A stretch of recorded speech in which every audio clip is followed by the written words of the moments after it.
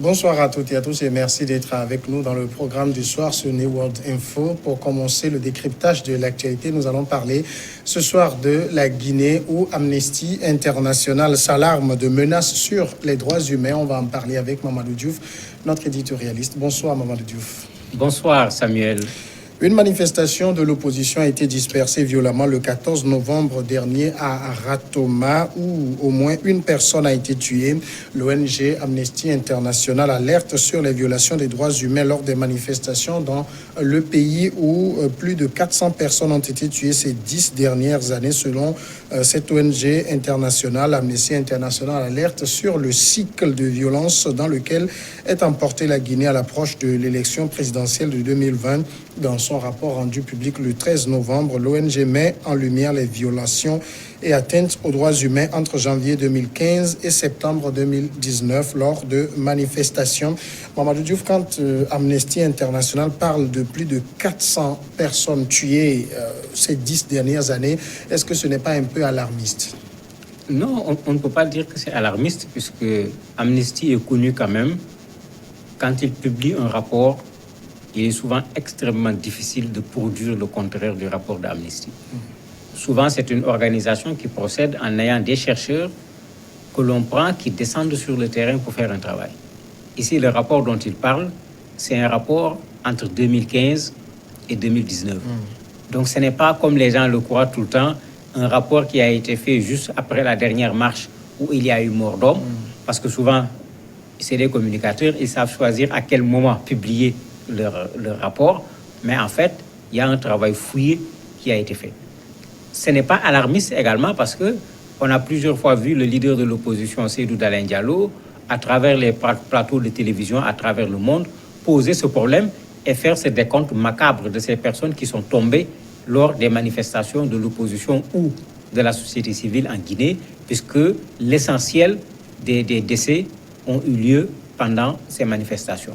Donc, on n'était pas surpris. Peut-être on n'avait pas le nombre exact avec une source qui n'est ni le pouvoir, ni l'opposition, parce que généralement, vous avez des chiffres qui sont contradictoires à chaque fois. Ici, c'est une source qu'on peut considérer comme une source indépendante qui vient dire, voilà ce que nous avons comme nombre de morts, nombre de blessés. Et quand quelqu'un veut lire le rapport d'Amnesty, vous avez le rapport qui fait la synthèse du travail, mais vous avez tout un énorme document qui montre que quand on dit que telle personne est décédée, c'est telle personne qui habite à tel endroit, on a contacté tel membre de sa famille, etc.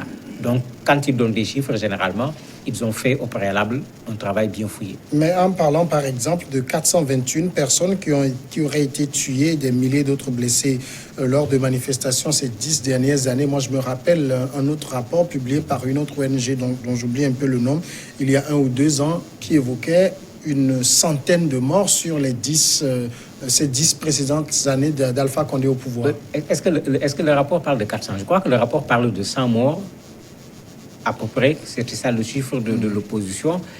Le rapport dit 70 morts depuis 2015, parce qu'il faut voir les dates, puisqu'il y a plusieurs rapports.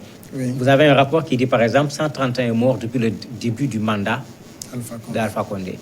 Le rapport d'Amnesty parle de 70 morts, pas durant tous les 2 mandats d'Alpha Condé, mais simplement entre 2015 et 2019. Donc, parfois, il est difficile de comparer les chiffres parce que les périodes ne sont pas exactement les mêmes. Sur le dernier rapport qui crée du bruit, Amnesty parle de 70 morts, là où l'opposition parle de plus de 100 morts. Mais ce n'est pas sur les morts seulement qu'Amnesty insiste. Amnesty insiste sur le problème de la liberté de la presse. 24 journalistes ont été soit arrêtés, soit menacés, soit emprisonnés. Et toujours en relation avec ces manifestations où on croit que le journaliste a pris part pour les manifestations. Il y a une vingtaine de manifestations qui ont été interdites par le pouvoir sans qu'il y ait véritablement de raisons bien fondées pour vouloir interdire ces manifestations. Vous avez également l'arrestation des leaders du front actuellement qui mènent le combat contre la réforme constitutionnelle que le président veut faire. On a vu plusieurs fois les leaders de l'opposition encercler chez eux pour les empêcher de pouvoir aller participer à des manifestations, etc. Donc, Amnesty a pris en compte l'ensemble de ces éléments. Et comme ils le font d'habitude, quand ils font un rapport, sauf quand c'est un rapport sur un événement, où il y a eu plusieurs morts d'un seul coup, le rapport embrasse une période. Mais dans ce rapport, Amnesty dit également que la Guinée a fait des avancées en matière de droits de l'homme. Oui. Parmi ces avancées, il y a l'abolition de la peine de mort. Parmi ces avancées, il y a la criminalisation de la torture. Parmi ces avancées, il y a également la criminalisation du mariage forcé, etc. Et un rapport d'Amnesty, généralement, c'est ça. Mais bon, les médias ont utilisé la partie qui est plus proche de l'actualité, qui était une manifestation avec mort d'homme, raison pour laquelle on a l'impression que le rapport ne dit que du mal sur la Guinée, alors que ce n'est pas ça le contenu du rapport. Alors, quand on dit que l'ONG a documenté 70 cas de mort par balle, dont au moins 59 impliqueraient la gendarmerie et la police, il y a 11 morts qui manquent, en tout cas, à l'appel. Oui, mais en fait, c'est la méthode d'Amnesty. C'est pourquoi j'ai dit ils documentent. Quand ils disent il y a des morts, quand on parle de morts dans une manifestation, généralement, quand il s'agit des forces de l'ordre, c'est des morts par balle. Ils sont allés même regarder avec les spécialistes de la santé quelles sont les balles qui ont été extraites, qu'ils ont remis à des experts en balistique. Et ces gens-là ont été très clairs. Ces cas de morts par balle, tous ont été tués par des armes de guerre. C'est l'expression que le rapport utilise. Maintenant, il peut y avoir dans les manifestations d'autres morts qui ne sont pas morts par balle. Ou souvent, il est difficile de dire directement c'est l'armée. Ils peuvent avoir été tués par bastonnade. En ce moment, il est compliqué. Qui les a bastonnés? C'est l'armée ou c'est la foule? On ne sait pas trop. Et c'est pourquoi Amnesty fait toujours cette distinction quand il dit il y a tel nombre de morts. Là où il peut accuser les forces de l'ordre, il les accuse et il donne l'argument. Et ici, l'argument qu'ils ont donné, c'est que les munitions qui ont été utilisées, c'est des munitions qu'on peut utiliser qu'avec des armes de guerre. Et quand on dit armes de guerre, c'est les forces de l'ordre généralement qui les possèdent. Quand on lit ces genres de rapports, on a comme l'impression que, par exemple, l'opposition est exempte de tout soupçon, alors que régulièrement, le pouvoir bissau-guinéen accuse l'opposition de faire usage de certains nombres, que ce soit des armes blanches ou parfois d'armes réelles lors de ces manifestations. Mais ce nombre de morts manquants dont vous parlez, c'est là où se trouvent ces questions. Parce qu'Amnesty ne prend pas parti. Quand il y a un cas de mort où l'opposition dit c'est le pouvoir dit c'est l'opposition, Amnesty ne prend pas le discours du pouvoir ou le discours de l'opposition. Amnesty essaye de savoir qui peut être responsable de la mort de cette personne. À défaut de le savoir, ça produit ce que vous avez dit. Quand vous faites le point sur le nombre de morts, vous avez un nombre de morts pour lesquels Amnesty n'accuse ni le pouvoir ni l'opposition. Bien sûr, dans le rapport, Amnesty se plaint des violences pendant les manifestations. Puisque Amnesty travaille sur la base de principes. Un des principes, c'est la liberté de manifester. Celui qui a entravé la liberté de manifester, c'est clair, c'est le pouvoir. Mais ça n'amène jamais Amnesty à accepter que quand une manifestation est entravée, que les gens puissent s'en prendre, par exemple, aux biens publics, aux personnes privées, etc. Et quand Amnesty dénonce dans un rapport, les deux volets sont dénoncés. Maintenant, c'est le traitement du rapport qui crée ce problème où la presse, de façon générale, prend les cas qui sont contre l'État. Souvent, les cas contre l'opposition, on n'en parle pas. Mais l'autre réalité, c'est que souvent, les cas contre l'État sont beaucoup plus nombreux que les cas contre l'opposition. De sorte que quand on fait la balance, la tendance est à accuser l'État au lieu d'accuser l'opposition. Mais dans ces rapports, Amnesty fait tout le temps l'effort d'être impartial. Et quand il faut dénoncer l'opposition, Amnesty ne se gêne jamais pour dénoncer l'opposition. Est-ce qu'il s'agit d'un rapport circonstanciel? Non. Ici, ce n'est pas un rapport circonstanciel. C'est pourquoi j'ai dit qu'il faut qu'on regarde la période. C'est de 2015 à 2019. C'est différent des rapports où, sur une manifestation, il y a immédiatement 30 morts. Et comme d'habitude, le gouvernement dit qu'il y en a 15, l'opposition dit qu'il y en a 50, l'opposition dit que c'est les militaires qui les ont tués, le gouvernement dit que c'est les manifestants qui ont tiré. On ne sait pas de quoi il s'agit. Dans ces situations, il arrive qu'Amnesty fasse un rapport sur une manifestation pour essayer d'éclairer qui a tué qui pendant cette manifestation. Mais là, c'est un rapport qui est juste sur une circonstance. Alors qu'ici, c'est une période, Amnesty le fait avec pratiquement tous les pays. On prend une période, on étudie le pays sur plusieurs aspects. Quand on publie le rapport prend tous ces aspects.